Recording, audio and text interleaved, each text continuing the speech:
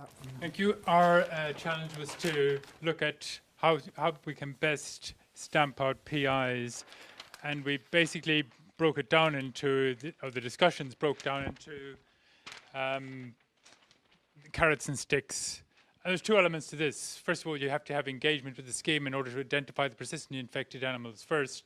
And for that, the carrot is most important. How do we give people the encouragement to actually join schemes and identify PIs? And in some ways, some of the stick that we use to actually get people to get rid of PIs maybe act as disincentives to people joining the schemes in the first place. So, although that's only really relevant for voluntary schemes. On the other hand, to actually getting rid of the PIs, you can have both the carrot and the stick. The stick may be more important. Peer pressure can be regarded as a stick. We heard from many of the speakers this morning how retention of PIs is a real challenge for schemes, even when there is legislation and they are compulsory. But peer pressure in the Isle of Man was shown, just knowing that your neighbours are going to find out that you're holding on to a PI was enough to reduce the number of herds holding on to PIs by 2/3. In Scotland, they're going to be looking at proposals on extending trading restrictions further. So currently, you can't move animals other than direct to slaughter, but in future, animals holding on to PIs may well not be allowed to buy as well as not allowed to sell. And equally in Scotland, they're also coming up with proposals for if you're holding onto a PI, you've got a positive status. So again, it's a stigma and peer pressure comes into play again.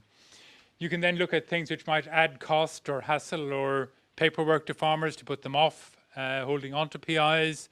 Again, in Scotland, they're looking at requiring farmers to potentially hold PIs in isolation. Again, it's just a hassle. It's a reminder that they've got PIs. We also suggested perhaps if you've got a PI, you should be required to strain test that virus. And the threat hanging over in the background is if that virus turns up somewhere else, you might be held responsible and might incur costs as a result. There was a suggestion we should make it a criminal offence and therefore jail them if they held on to PIs, but that might be going a little too far. Retailers and quality assurance schemes could incorporate it into their standards that you're part of a BVD-free scheme, but also that you get rid of PIs quickly after they've been identified. But equally, there could also be carrots, so compensation, which in the schemes where it's been applied has been time restricted. But even we heard from Northern Ireland, compensation wasn't being taken up as enthusiastically as might be expected. And partly that was down to ignoring the paperwork that had come through. But even in Ireland and Germany initially, compensation wasn't the driver. There was the be-all and end-all.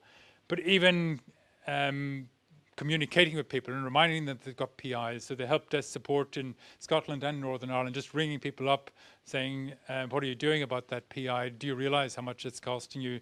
Do you realise even if it's looking well today, there's the risk that animal will die, but there's also probably the greater risk of the transfer of virus around the rest of your herd that's causing problems. So the challenge is how do you get them to immediately kill PIs once they're identified and ensure that they're identified in the first place. And ultimately it comes down to also creating a market driver so that calf buyers are only buying animals that are negative for BVD, but we heard from Professor Dahl that you can have animals that are tested negative, but if they've been in a group where there is a PI, you may actually be buying a calf that's transiently infected and introducing BVD to your herd. So again, creating value for the farm negative status as well as for the individual status is important. So, a lot of the people reverted to saying, well, we should have legislation, but you can't actually, it is difficult to require them to compulsory slaughter unless you're providing compensation, because otherwise you're I think somebody put it yesterday, you're depriving them of their private property and governments don't get involved in doing that.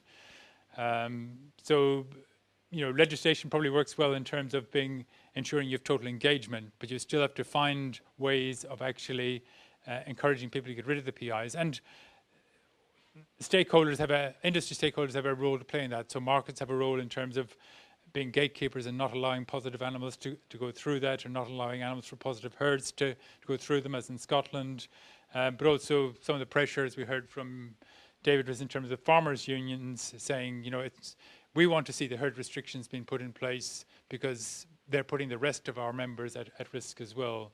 So it comes down to sort of each and every one of us identifying ourselves as part of the solution and not just thinking that it's these people who have the problem.